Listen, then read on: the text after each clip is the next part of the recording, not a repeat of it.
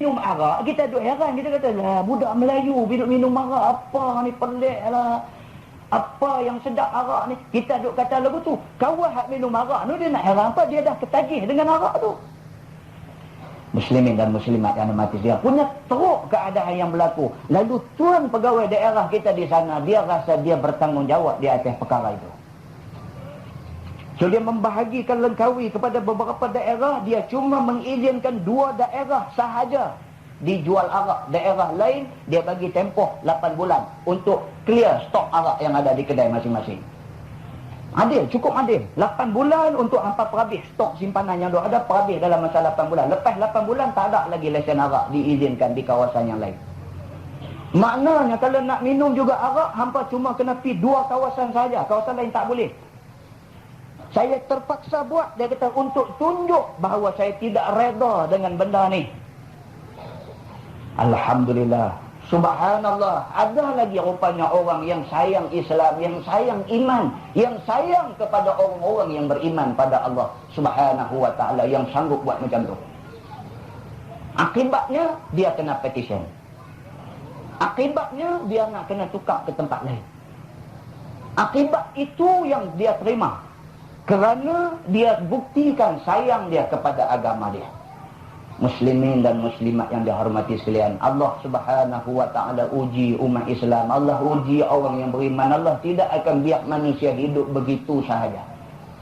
Oleh itu pastikan kita sebagai manusia yang percaya dengan hari akhirat, yang percaya dengan hari kebangkitan semula, kita akan buktikan bahawa kita nak kita selamat dunia, kita nak kita selamat di hari akhirat. Dan kita mesti buktikan bahawa kita pegang sungguh-sungguh dengan kitab Allah. Kita pegang sungguh-sungguh dengan Quran yang Allah Subhanahu wa ta'ala turunkan sebagai manual hidup kita semua. Kemarin duk sembang dengan kawan saya, cerita manual ni. Kita beli Proton Wira baru, dia bagi satu buku panduan, buku manual dia. Dah. Orang beli kereta baru semua dapat buku manual tu, pakai tu buka baca malam-malam.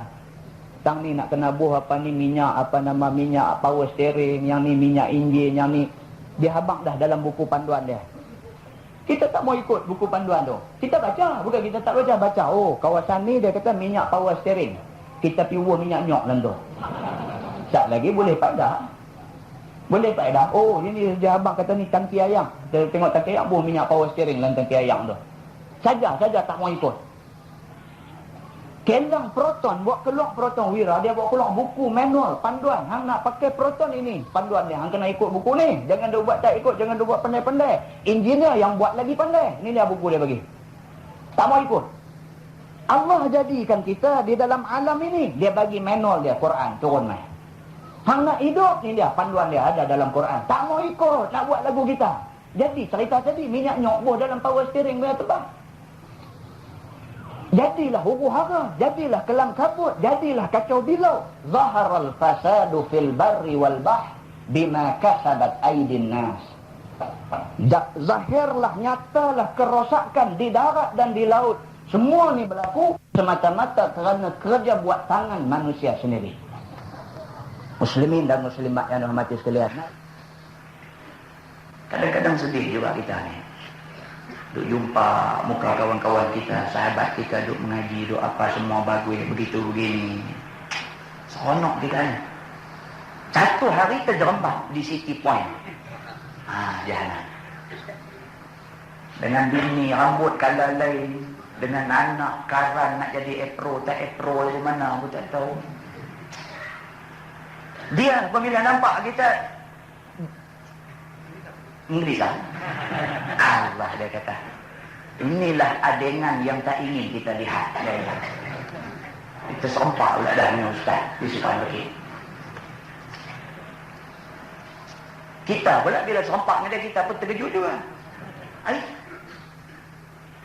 Ini yang kita tak nak. Itu sebab kita tekankan sangat-sangat. Ceramah masuk dalam radio baru ni, kita dah bawa satu cerita. Cerita satu hamba Allah Super Skill G tu yang kita cerita tu. Cerita tu bukan kita reka, bukan kata nak tidur malam, tidur karang tu nak cerita apa. Dah, itu cerita betul. Ada pula hamba Allah telefon ke rumah kita, dia kata ustaz pandai ada reka pula cerita. Reka apa pula? Cerita betul. Dia kata ustaz ni pandai tu mereka. Dah hilang mereka. Apa kita abang hak sungguh. Cerita sungguh-sungguh. Kejadian tu jadi di Kuala Lumpur. Satu. Yang kedua daripada nak tanya siapa. Kata dia pergi mengaji sebulan sekali tu. Siapa dia? Ustaz lah. Dia kata. Dah. Ini cerita Kuala Lumpur. Cerita orang lain. Tapi dia cerita tentang perubahan yang berlaku pada diri dia. Dan bagaimana dia cuba untuk mengubah keluarga dia. Cerita ni yang kita kata tadi ni. Touching. Dia main cerita kat kita, dia main habak kat kita, dia main confess dekat kita, dia main luah hadis benda hadut terbuku dalam hati dia dekat kita dengan lenangan air mata. Kita pun naik satu macam bila dengar cerita dia. Pasal apa? Pasal dia cerita benda yang dia lalui sungguh. Kita ni cuma relate cerita tu daripada dia. Kita cuma ambil cerita dia, cerita pula ke orang. Jadi korang rasa tu. Tapi dia yang menempuhi benda tu, dia yang rasa sendiri benda tu, dia rasa bagaimana beratnya dia nak boleh ubah keluarga dia. Bini pun super skill G ni. Dengan suami pun cakap ayu aja. You ingat ai siapa? Kata apa kata? Kita di rumah tu kata faham dengan tupung kita kecupur lah. Tu baru kata faham. Dia kata faham jangan duk kontrol orang tak ketahuan. Dia kata faham tu pun baru balik ubah hari. Dia kata itu susah. Ada juga kata begitu. Jadi dia pulang pakai ubah keras mereka. Kita kata yalah tu pun mujur aku balik. Hang duk tak balik lagi ni apa cerita kan? Kata lagu tu lah balik kan. Nak kata apa lagi? Itu hak di rumah kita. Ni hak mengaji tinggi ni, hak keluar universiti ni, hak super skill dah ni. Anak pula legal advisor. Anak tu penasihat undang-undang. Anak dia tu. Bila kata penasihat undang-undang ni lawyer lah. Bila kata lawyer ni cakap pandai lah. Lawyer punya pasal Mona Pendi belum tentu salah lagi. Lawyer punya pasal. Tak kena gaya dia kepak dia kilas kok mana ke esok. Boleh lepas habis. Pasal apa? Pasal lawyer. Yang kata lawyer ni orang pandai cakap. Anak dia lawyer, anak dia legal advisor, penasihat undang-undang. Cuba bayangkan satu orang bapa yang menghadapi anak-anak yang semua sekali terpelajar. Cuba bayangkan seorang suami yang menghadapi isteri yang juga tergolong dalam golongan bijak pandai, golongan cendekiawan. Macam mana dia nak ubah mereka ni? Bila cakap sikit aja dia melantun balik deras. Bila dia kata ke anak dia bangkit berdiri. Lala tu juga cekak pinggang depan dia. Dia kata bapa nak dakwah mama okey. Tapi bukan saya. Nak tampak tak boleh dah, besar dah. Penasihat undang-undang. Nampak saman ni. Zaman dah zaman anak, zaman mak. Zaman dah zaman anak, zaman pak. Peduli apa? Dia kata. As a human, dia kata. Sebagai manusia, saya ada hak saya. Dia kata. Bapa tak boleh nak tampak saya ikut suka. Dia kata. Sudah, saya dapat dia. Jadi bukan itu penyelesaian dia. So macam mana nak selesaikan masalah ni? Dia kata, mama okey. Bapa boleh dakwah. Tapi saya minta maaf bapa. Terus keluar, masuk dalam kereta, tutup pintu, dom. Kata, start ini, berderai balik rumah dia. Dia kata kat saya, Ustaz, cuba bayangkan betapa hancurnya hati saya yang selama ni letak harapan yang tinggi pada anak ni. Tahu-tahu macam tu jawab dia, hancur berkecai. Alang-alang sabar. Pelingkup dia lah nak jadi guna pun. Tang aku nasihat dah.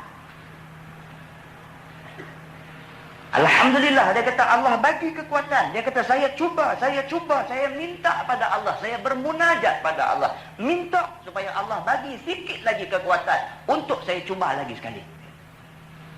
Cuba pula kali yang kedua, cuba cara lisanul hal. Cuba cara tingkah laku, perbuatan, cukup, tak mau cakap apa.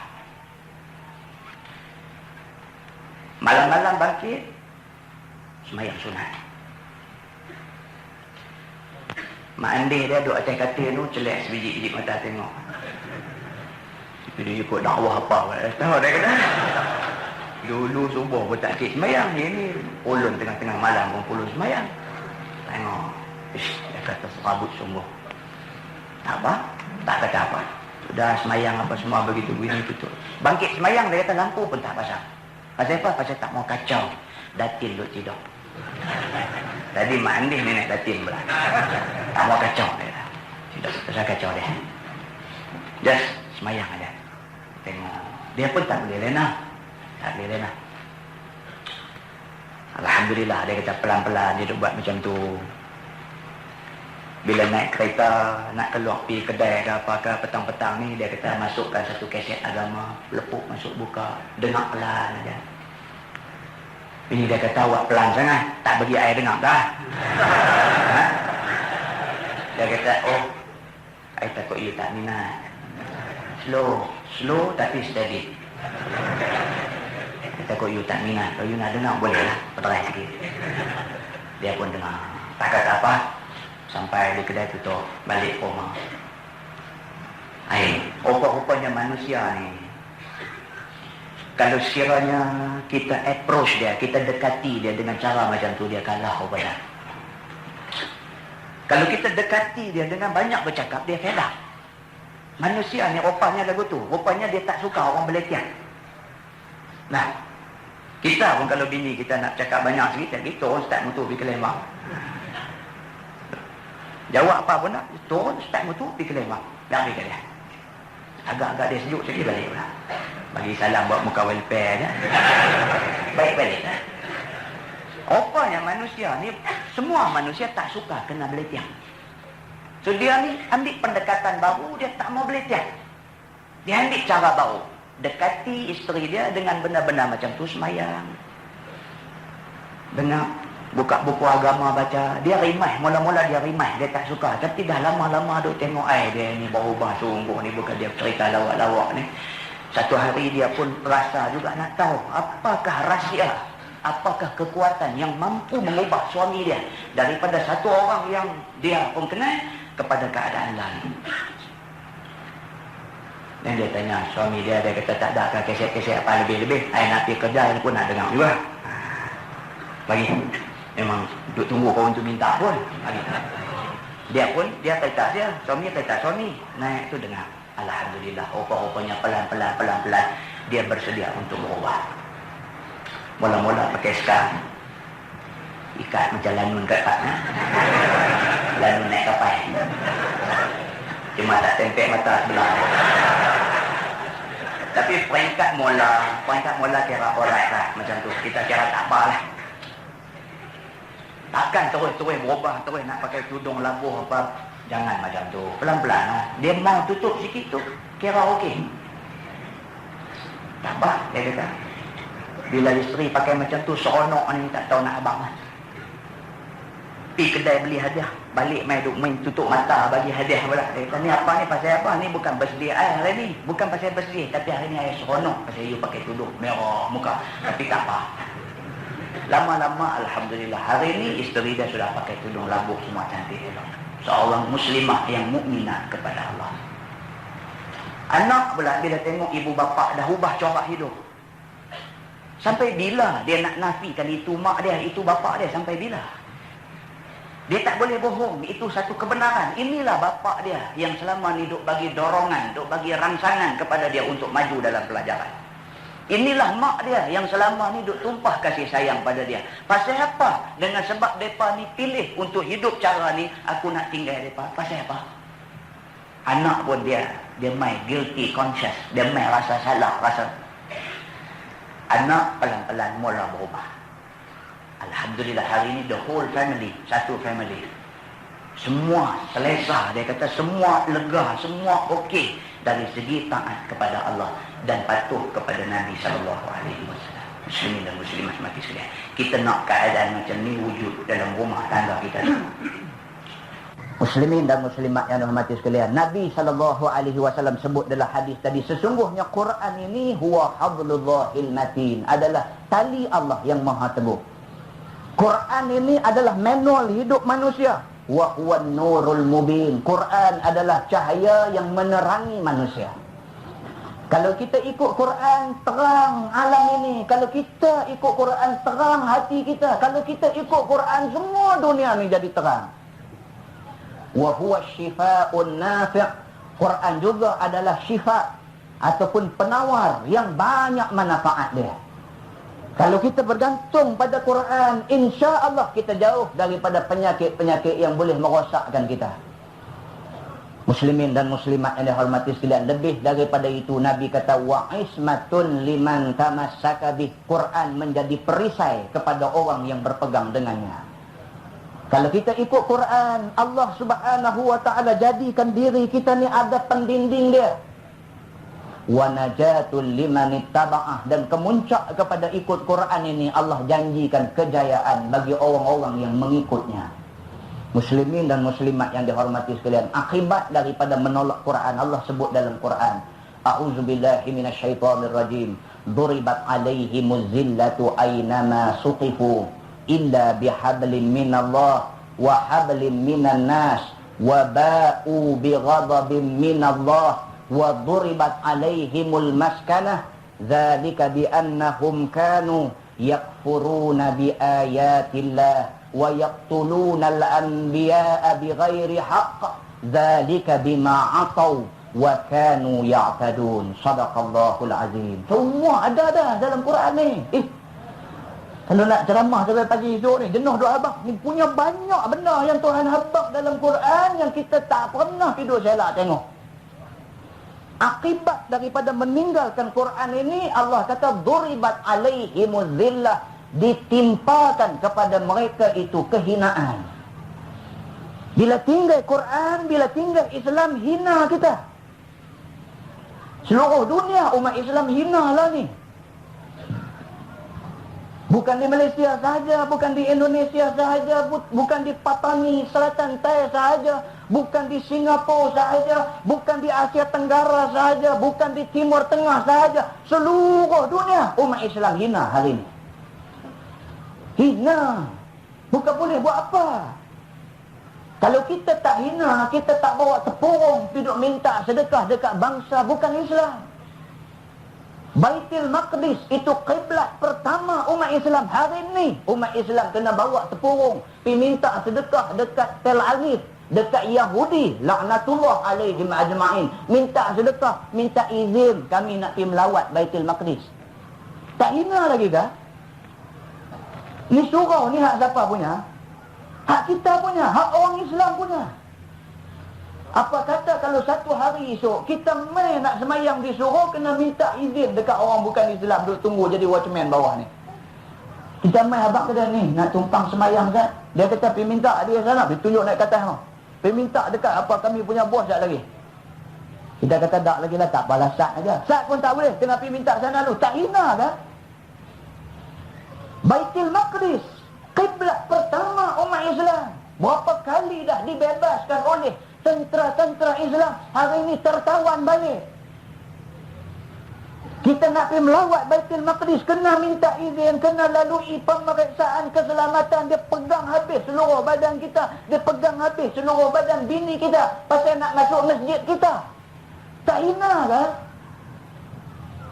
Kalau betul-betul kita tak hina, kita tak akan jadi macam tu. Pasal apa kita hina? Allah dah jelas dalam Quran. Duribat alaihimuz zillah, ditimpakan ke atas mereka kehinaan, ainama suqifu, walau di mana mereka tinggal. Duk bumi mana pun hina. Illa bihablim minallah, Tuhan kata melainkan sekiranya mereka berpegang dengan tali Allah. Tuhan janji ni. Gerak semua. Tuhan janji dah. Kita bukan tak tahu, kita tahu tapi saja ketegak tak mau buat. Tuhan kata kalau hang tak mau kena hina, kalau hang tak mau kena peleceh, orang duk buat pecacai lebih kurang ke hang, kalau hang tak mau kena lagu ni, illa bihablim minallah, hang kena pegang dengan tali Allah. Kalau hang pegang Quran, kalau hang ikut apa yang Tuhan kata dalam Quran, hang tak akan jadi hina. Tuhan kata, dah tak mau ikut juga. Saja ketegak. Kalau anak kita lah ketegak, nak buat apa kata? Dia tanya anak dia dekat lagi. Tadi duk abang Baitul Maqdis kata jauh. Kalau anak kita lah ketegang, dia demam. Demam sampai merekod-rekod duduk dalam selimut, demam. Dah demam sudah, bila duk merengek pula, duk teriak, kita teriak apa? Makan ubat. Tak mau makan. Kata makan, kalau tak makan tak lagi tak baik.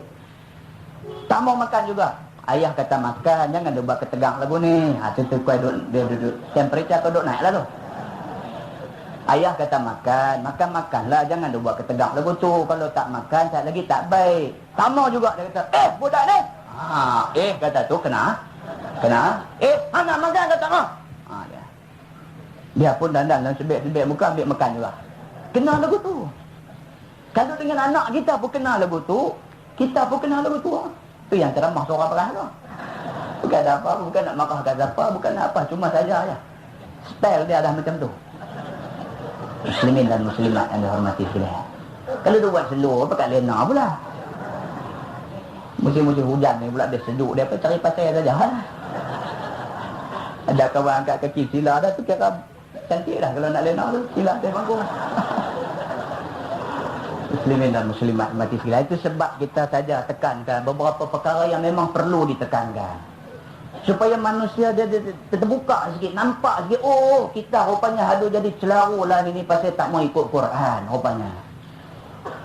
Ada pula satu hamba Allah, saya mengajak ni masjid. Bila kita duk habang kata kita kena ikut Quran, dia tanya kita pula. Dia kata, dak lah ikut Quran tu lagu mana ustaz? Budak ni kepulas telinga cuma. Orang suruh main mengaji, dia tak mau mengaji. Dia duk buat heran nak ikut Quran lagu mana. Dalam satu ceramah, 1,5 jam, 2 jam, bukan dan nak habang nak ikut Quran lagu mana. Malam ni nak bagi celik aja. Esok kena main mengaji. Bila mengaji tu baru reti lagu mana yang kata ikut Quran ni. Dah. Ni orang lah kata nak motivate aja, nak toy bagi jaga aja.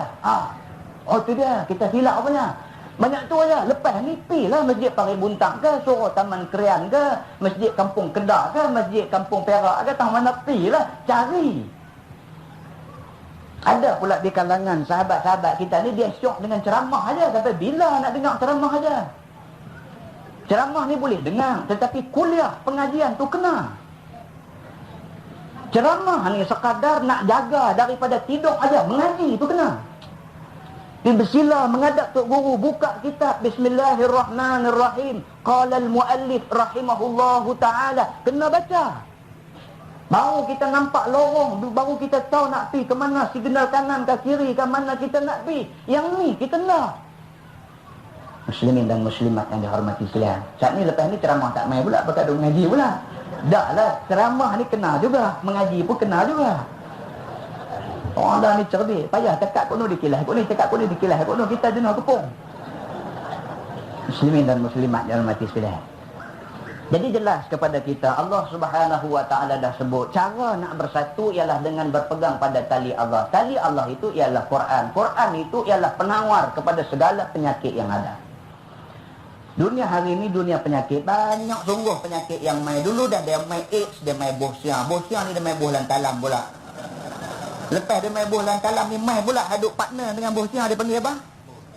Bohjan. Bohjan pula dah. La ilaha illallah. Itu apa punya boh nak main pun tak tahu. Ni cerita penyakit. Apa jalan penyelesaian pada penyakit ni? Adakah penyakit ni boleh diatasi dengan perintah berkurung malam-malam? Ni semua temberang aja. Temberang aja, pihak habak dia. Kata Ustaz Samsuri, kata dia temberang. Tak akan berjaya. Kenakan perintah berkurung berapa hari yang larat nak jaga malam-malam dengan bagi depan ni keluar berapa hari. Apa jalan penyelesaian dia? Penyelesaian dia, Islam dah tunjuk, orang putih terima Islam tunjuk, orang Islam tak mau terima. Dia kata al-wiqayah khairum minal ilaj. Itu penyelesaian dia. Orang putih alif perkataan al-wiqayah khairum minal ilaj. Dia kata prevention is better than cure. Main boleh belakang ni. Makna kata kalau kita tak mau bagi jadi penyakit bosia, penyakit boh apa semua ni, kita boh jai apa boh, kita tak mau bagi jadi penyakit ni, cegah dia daripada awal tu, jangan bagi jadi. Bukan biar bagi jadi lepas tu tidur berubat, kata berumur pergi sampai bila pun tak baik. Cegah daripada awal tu. Tang mana nak cegah dia? Ni nak abang bagi. Semua konsert rock, konsert gila babi ni semua haramkan terus. Semua kelang arak tutup lah ni juga. Semua night club, karaoke, karau apa ni semua close habis semua. Dah. Dia kata tak boleh buat, saya cerai buat dulu. Jangan kata tak boleh, cerai dulu. Jangan terus tolak hak kita kata ni tok lebay mana bagi cadangan ni. Pergilah. Cerai dulu hak tok lebay kata ni. Cerai dulu. Kelang arak tutup. Immediately tutup. Pok-pok hak kerja kelang arak ambil. Mai bagi kerja tempat lain. Banyak peluang pekerjaan di Malaysia lah ni. Pusat karaoke, night club, disco, pub, apa semua ni. Habis semua bungkus masuk sekali dengan karita. Tak ada bagi buka lah. Tutup semua sekali. Jangan ada punca-punca untuk budak-budak ni rosak. Anjurkan satu arah. Okey, kami nak anak muda kami jadi elok. Ini cara dia. Masukkan program-program yang boleh membina mereka ini. Dari segi akhlak, dari segi ilmu, dari segi agama dan sebagainya. InsyaAllah kita akan tengok satu natijah yang baik di dalam masyarakat ini. Kita tak mau dah buang masa duk bagi pendapat angin pupuk hilang. Kita tak mau. Kita maulah ni kita habaq benda yang praktikal. Benda yang kita buat boleh membawa kejayaan. Kalau betul-betul kita nak masyarakat jadi elok, itu cara dia. Tapi bila cadangan ini dikemukakan, dia mula duk garuh kepala. Tutup kelang arak selaru. Tapi duk tutup genting Highland, koyak banyak duit kita. Ini masalahnya. Jadi kita nak tanya balik sekali lagi, jujur tak jujur nak bagi masyarakat jadi elok, jujur tak jujur? Jawab yes or no, cukup. Yes or no. You jujur tak jujur nak masyarakat jadi elok? Kalau dia kata yes, dan pasal apa you tolak cara nak bagi mereka jadi elok? Kalau dia kata no, hang betul lebih pada mereka ni. Muslimin dan muslimat yang mati sekalian. Ada orang tak setuju ngapa saya kata ni? Ada orang tak setuju? Ada kita nak panggil dia, suruh dia sambung ceramah. Pula dia pertahankan apa dia percaya pula. Kita nak tengok muslimin dan muslimat mati sekalian. Kita punya style lah mudah aja. Kita nak supaya benda ni jadi macam yang kita mau, kita tak mau jadi kelang kabut macam yang kita tak mau selama ni. Muslimin dan muslimat yang dihormati sekalian, pada satu hari Nabi SAW bangun berpidato di depan para sahabat dia. Ketika itu baru habis perang Hunain. Perang Hunain adalah satu peperangan yang Nabi dibantu oleh tentera yang tak dapat dilihat dengan mata. Dalam perang Hunain sahabat jadi takut. Sahabat bimbang kalau mereka kalah dalam perang itu. Dalam suasana yang macam itu, Allah hantar malaikat turun untuk bantu tentera-tentera yang terlibat di dalam perang Hunain. Dan akhirnya tentera Islam menang di dalam peperangan Hunain itu. Selesai perang Hunain, Nabi bahagi harta rampasan. Kemudian Nabi bersabda, kata dia, ya ma'syaral ansar, alam ajidukum bullala fahadakumullahu bi. Kata Nabi, wa kuntum mutafarriqin fa'allafakumullahu bi wa'alatan fa'aghnakumullahu bi, atau kama qala. Nabi bangun berdiri di depan semua sahabat-sahabat yang baru habis perang Hunain. Nabi kata dekat mereka, ya ma'syaral ansar, wahai orang-orang ansar. Kata Nabi, alam ajidukum, tidakkah aku dapati kamu dulu dhullalan, sesat. Nabi kata, tidakkah dulu ketika aku dibangkitkan jadi Nabi, pada ketika itu umat Arab pada masa itu sesat. Arab jahiliyah pada masa itu, yang bunuh anak hidup-hidup. Anak perempuan hidup-hidup ambil pi rejam dalam pasiak kambuh hidup-hidup. Itu amalan Arab jahiliyah ketika Nabi dibangkitkan jadi Nabi. Masyarakat Arab jahiliyah yang pada masa itu bermegah-megah di antara satu sama lain. Tak boleh selisih sikit, berlaku perang besar ketika Nabi dibangkitkan jadi Nabi. Masyarakat Arab pada ketika itu bulalan, mereka sesat sesat-sesatnya. Fahadakumullahu bi. Nabi kata tiba-tiba Allah beri hidayah kepada kamu dengan datangnya aku. Nabi kata. Orang Arab yang hidup dalam keadaan jahiliyah tiba-tiba dapat cahaya hidayah Allah semata-mata kerana perutusan Nabi. Wa kuntum mutafarriqin fa'allafakumullahu bi. Nabi kata sesungguhnya kamu ketika aku dibangkitkan kamu berpecah belah takkan. Pecah habis, hancur lumat, berkecah habis orang Arab pada masa itu. Tidak ada kekuatan sama sekali.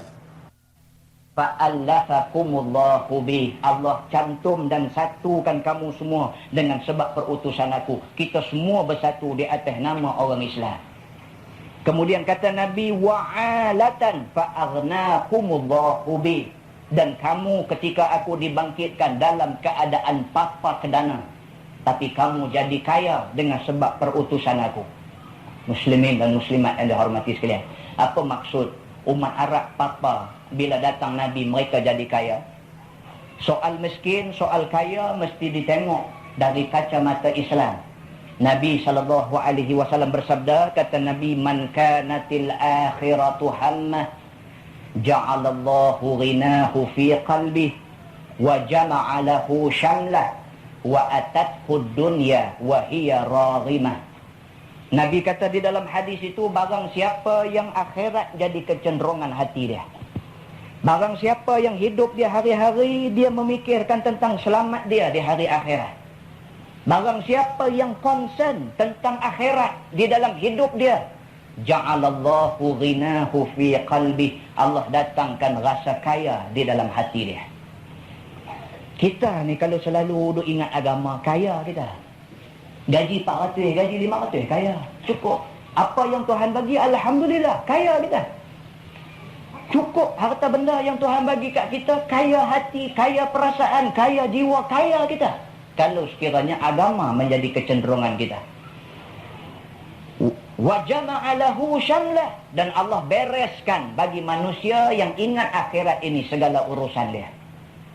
Orang yang ingat agama, orang yang ingat Allah, orang yang ingat kepada benda-benda baik, semua urusan dia beres. Selesai aja, tak ada yang tak selesai.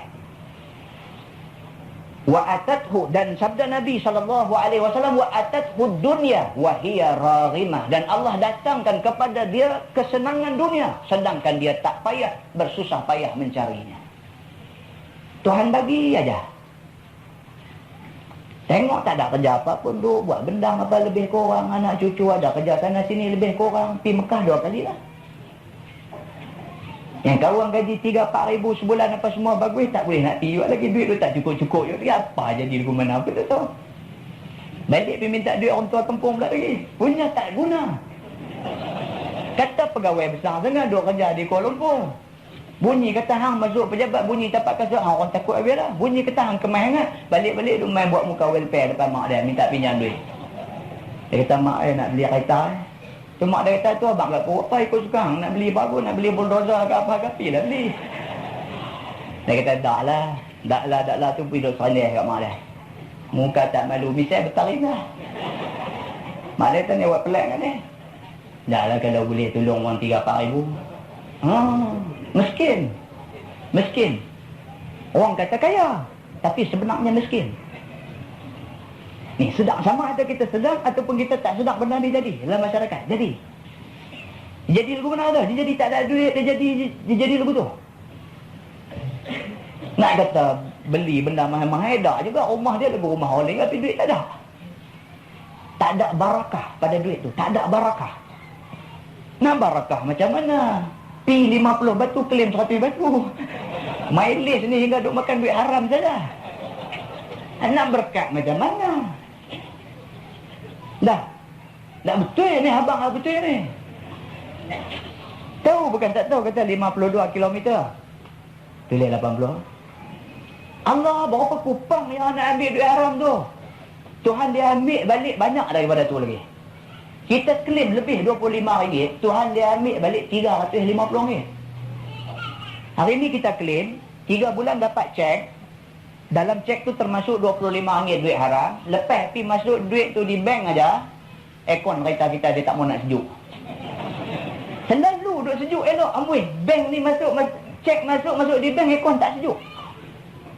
Pergi kedai aircon, suruh dia refill gas aircon dia, refill. Dia pun refill, naik sejuk. Tak apalah, gas habis. Dia kata, itu hangat pula lah. Dia kata, ni apa ni? Minta-minta, janganlah ketui tu rasa. Tu ketui yang macam sangat lebah tu. Dia panggil cooling coil. Dia panggil, kena yang tu RM350. Tersanak belah, ya. Pergi kedai aircon lagi sekali, minta dia cek. Tapi dalam hati ni doa, tak tahu nak abang. Minta lah, jangan bagi yang tu bocok. Minta. Dia amin sudah, bocok, buang. 350. Tak padan dengan ambil RM25 duit haram tu. Dah. Siapa yang ikon bocor cuba balik cek tengok. Ada dia kata lepas kerja lagi tu. Kalau ada memang betul ya kita habaq malam ni. Muslimin dan muslimat yang mati sekalian. Dia berkata ustaz bisa kenal lah. Muslimin dan muslimat yang mati sekalian, jaga baik-baik. Duit ni kalau bukan hak kita jangan ambil. Biarlah orang kata betul bendui orang duk langkah ke apa biar pergi kata bah. Kita kira kita dengan Tuhan mau clear sudah. Nah, depa duk katakan kita kalau nak betul ni jadi betul alang, jangan jadi betul bendui. Betul bendui kutu dia langkah, dia sepak, dia pijak, dia tenyeh, dia buat lebih kurang. Kalau betul alang duk di atas, betul juga. Bolehlah terima yang tu, bolehlah terima. Betul bendui kawan main duk tenyeh pun kita tak mau juga. Kita nak betul, tapi betul alang. Betul jangan sampai orang pekundun kita buat lebih kurang. Yang penting kita dengan Allah line mesti clear. Kita tak mau kita dengan Allah line kita ketak, kita tak mau. Kita mau line kita dengan Allah clear. InsyaAllah selamat kita dunia, selamat kita di hari akhirat esok. Muslimin dan muslimat yang mati sekalian. Sabda Nabi sambungan hadis tadi, Nabi kata wa man kanatid dunya hammah ja'alallahu faqrahu baina ainai. Nabi kata barang siapa yang dunia itu menjadi kecenderungan dia. Hidup ni hingga dia fikir dunia aja.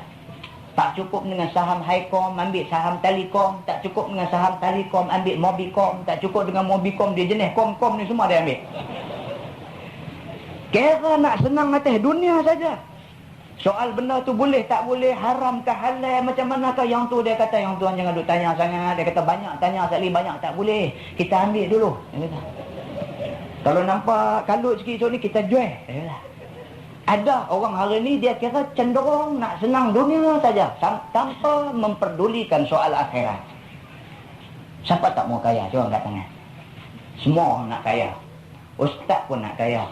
Semua orang nak kaya. Cuma kita nak kaya dengan jalan yang Allah redha. Nah, yang tu satu kita pegang. Kita nak kaya. Saham apa pun kita nak dengan syarat dia halal di sisi Allah. Majlis fatwa kena bersidang dalam soal ini. Jangan bersidang nak pukul arkam saja. Sidang tentang masalah. Keluar aja. Saham apa? Majlis fatwa kena endorse benda tu. Majlis fatwa kena bersidang. Saya dah bagi tahu, majlis fatwa ni dia kena bersidang 2 minggu sekali ataupun sekurang-kurangnya sebulan sekali dia kena bersidang. Sebarang benda baru yang melibatkan soal fatwa mesti dikeluarkan. Orang Islam hari ini tertanya-tanya, amanah saham nasional ni halal ke haram? Amanah saham Bumi Putra ni halal ke haram?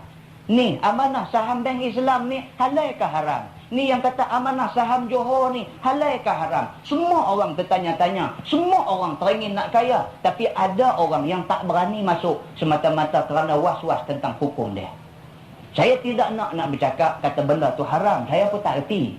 Kita minta majlis fatwa dengan kerjasama orang-orang yang reti dalam bidang ini. Bersidang, cari penyelesaiannya untuk umat Islam. Bagi tahu, benda ni halal, benda ni haram, benda ni okey, benda ni KO. Habaq semua. Kita nak keputusan yang muktamad ini. Supaya umat Islam betul-betul boleh buat kerja yang betul-betul clear dari segi agamanya. Tidak membawa dia rosak di hari akhirat esok. Muslimin dan muslimat yang mati sekalian, kata Nabi barang siapa yang cenderung dengan dunia dia, ja'alallahu faqrahu baina ainai.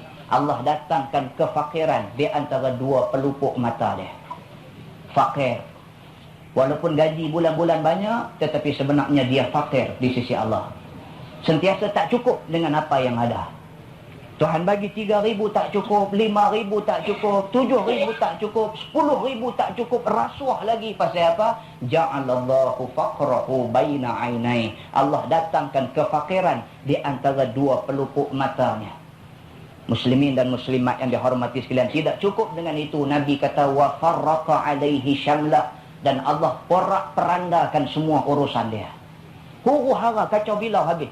Urusan pejabat tak selesai, rumah tangga kelam kabut, anak pi jadi penagih dadah, orang kampung duk maki dia, macam-macam benda kena kat dia. Wa farraqa alaihi syamla. Punca daripada terlampau mengejar dunia, Allah porak-perandakan habis urusan hidup dia. Muslimin dan muslimat yang dihormati sekalian, mudah-mudahan hadis yang kita baca ini mampu memberikan sedikit keinsapan kepada kita semua. Mudah-mudahan selepas ini kita letakkan keredaan Allah di nombor 1 dalam senarai hidup kita. Dan mudah-mudahan selepas ini kita susun hidup kita ini mengikut yang ditunjuk Allah Subhanahu wa taala, dan sekali-kali jangan kita rosakkan masa depan kita di hari akhirat esok kerana nak senang yang sebentar, yang sementara di atas dunia ini. Mudah-mudahan Allah berkati perjumpaan kita pada malam ini. Taklah dah.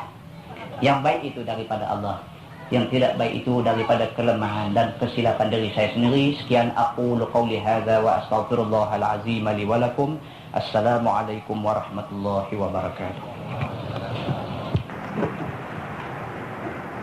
Soalan, apakah kerja menunaikan haji dengan dikenakan denda itu,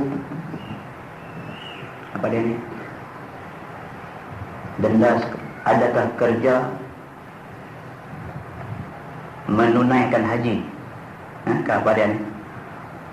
Dengan dikenakan denda itu aman namanya. Denda sekarang RM400 dan selanjutnya. Apa dia ni? Maksud dia apa?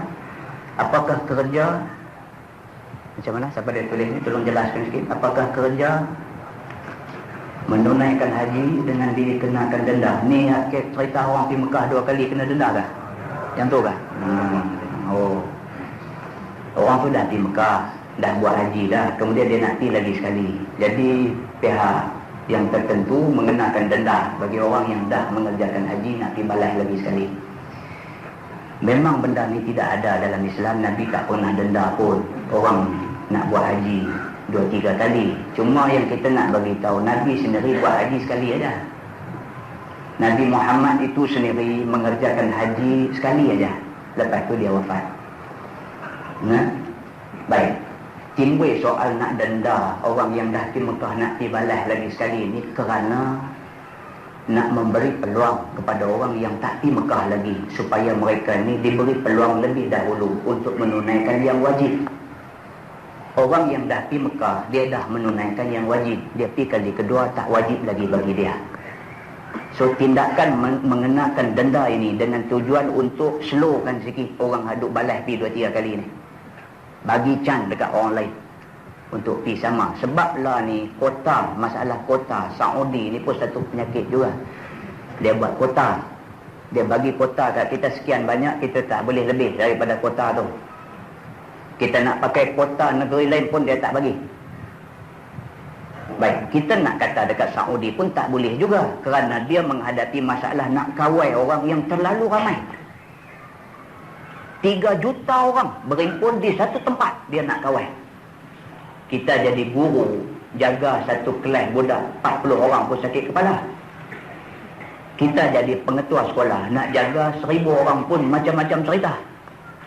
Kita jadi DO, nak kawal satu daerah pun kadang-kadang duk ingat nak letak jawatan. Ini kan pula dia nak kawal 3 juta orang serentak ada di satu tempat, di Padang Arafah misalnya.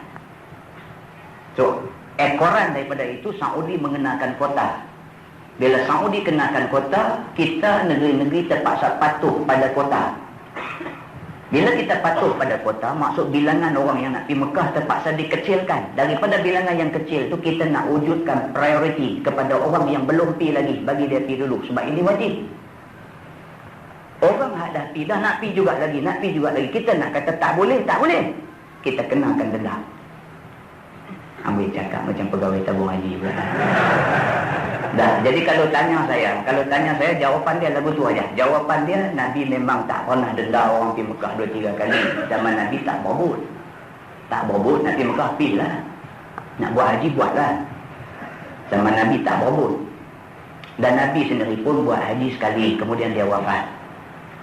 Jadi kita hari ini, adakah tindakan kita mengenakan denda itu salah? Wallahualam, saya tak tahu nak kata. Tetapi saya sokong denda itu kalau sekiranya bertujuan untuk memberi laluan kepada orang yang belum lagi mengerjakan haji. Kalau atas dasar itu, kita sokong. Wallahualam. Dia kata, Ustaz, saya sebagai ketua, adakah berdosa saya melantik orang bawahan saya yang bukan Islam sebagai penyelia? Sedangkan dalam Quran Allah mengingatkan supaya jangan kamu memilih orang kafir sebagai pemimpin kamu.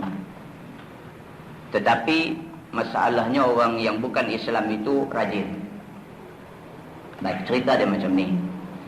Dalam Quran Allah sebut, A'udzubillahi minasyaitonirrajim. La yattakhidhul mu'minuna al-kafirina awliya min dunil mu'minin. Tidak boleh orang beriman melantik orang-orang kafir menjadi ketua selain daripada melantik orang yang beriman juga. Orang beriman sepatutnya diketuai oleh orang yang beriman, barulah tak timbul masalah. Kalau sekiranya orang beriman melantik ketua daripada kalangan orang yang tidak beriman, banyaklah masalah. Kita duduk kerja di pejabat, kalau sekiranya ketua kita jenis tak beriman, Islam tapi tak beriman, suka duk buat benda-benda mungkar, kita orang bawah dia jadi susah. Malam ni dia kata semua kaki tangan kena main, kita buat dinner. Ketua kita kata, malam ni semua kaki tangan kena main sebab kita nak buat dinner. Takat buat dinner, makan lepas tu balik tak apalah. Dah, dinner diserikan dengan beberapa karyawan lain pula. Dia masuk main macam-macam, dengan menyanyi, dengan menari, dengan botol pelik-pelik buah atas meja, susah kita. Kita tak pi pun susah. Kita pi, kita susah. Baik, silap dia di mana? Silap dia daripada asal masalah. Allah dah bagi tahu jangan lantik orang macam ni jadi ketua, kita lantik juga. Bila naik dia buat lagu selera dia. Masa tu baru nak menyesal, baru nak marah siapa? Marah kita lah, kita yang pilih dia. Soalan kawan kita ni, dia bukan masalah ketua, masalah orang bawah dia. Orang bawah dia lantik orang bawah dia minta jadi penyelia. Penyelia ni makna ketua pada orang yang bawah lagi. Baik, adakah salah dia melantik orang macam ni? Dibahaskan oleh ulama. Dalam kes-kes yang macam ni tidak salah, kerana dia bukanlah orang yang menentukan dasar dan polisi dan undang-undang yang hendak kita patuhi. Takat pilih dia bagi jadi mandor, bagi jadi tandil, itu Islam tak tegah. Tapi kalau kita pilih dia untuk jadi orang yang menggubal enactment undang-undang dan sebagainya, itu salah. So faham daripada ayat yang disebutkan tadi, kita tak boleh melatih orang-orang yang bukan Islam, orang kafir tegasnya, untuk diberi kedudukan yang ada kuasa untuk menggubal peraturan dan undang-undang kepada umat Islam. Kalau dipilih dia sekadar untuk menjalankan kerja, maka itu hukumnya harus. Wallahu a'lam. Halal pendapatan kita. Sekiranya tiap-tiap hari apabila kita datang bekerja ke tempat kerja, tetapi tidak bekerja sebab tak ada kerja. Payah ayat dia ni. Sekali lagi baca. Dia kata ada sesuatu. Pertama, adakah dikira halal pendapatan kita sekiranya tiap-tiap hari apabila kita datang bekerja ke tempat kerja tetapi tidak bekerja sebab tak ada kerja? Apakah dikira pendapatan itu haram ataupun sebaliknya? Okey, cerita dia lagu ni. Dia ni kerja di satu syarikat. Tiap-tiap hari dia pergi, tak buat kerja apa. Bukan dia tak buat kerja pasal dia segan, tapi pasal memang tak ada kerja. Jadi dia kerja yang tak ada kerja. Jadi adakah orang yang kerja di satu tempat yang tak ada kerja dapat gaji itu halal? Jawab dia halal. Yang haram ni ada kerja tapi tak buat kerja, yang ni haram. Tapi kalau kerja memang tak ada, dia pergi memang tak ada kerja, pergi duduk saja pukul 4 balik, esok duduk saja pukul 4 balik, orang bayar gaji kat dia, gaji itu halal kerana memang tak ada kerja. Dia dibayar untuk tak buat kerja, pasal kerja tak ada, jadi halal. Syarikat apa rumah ni? Teruk saya sampai tak ada kerja. Nah, soalan kedua, dia kata, apakah saya berdosa sekiranya saya membiarkan adik lelaki saya terus dengan sikapnya yang tidak mau melakukan ibadah, tetapi telah lama saya nasihatkan dan dia tetap dengan sikapnya yang lupakan Tuhan? Apakah saya berdosa? Jawab dia, dah. Tanggungjawab kita, Allah sebut dalam Quran, A'udzubillahi minasyaitonirrajim, wa zakir fa inna dzikra tanfa'ul mu'minin. Allah kata bagi peringatan, sesungguhnya memberi ingat itu memberi manfaat pada orang yang beriman. Allah sebut di hujung sana mukminin, orang yang beriman. Kalau sekiranya kita menjalankan tugas kita, tanggungjawab kita, kita bagi peringatan dekat dia, tapi nampak gaya peringatan kita tak sampai ke hati dia, itu bukan kerja kita lagi. Itu bukan kerja kita lagi, kita tak tepilah. Itu dah menjadi urusan Allah Subhanahu wa taala. Mungkin Allah tak bagi hidayah pada dia. Dalam ayat lain Allah kata fadzakir innama anta muzakkir lasta alaihim bimusaitir. Allah sebut dalam ayat tu fadzakir, bagi peringatan. Innama anta mudzakir, sesungguhnya kamu adalah pemberi ingat. Lasta alaihim bimusaitir, tetapi kamu sekali-kali tidak boleh ubah orang itu. Untuk mengubah seseorang itu bukan kuasa kamu, tak boleh. So dalam kes ini dia nasihat keluarga dia supaya taat pada Allah. Orang itu memilih untuk tidak taat, tanggungjawab dia sudah selesai. Cuma doa pada Allah, mudah-mudahan Allah buka pintu hati dia.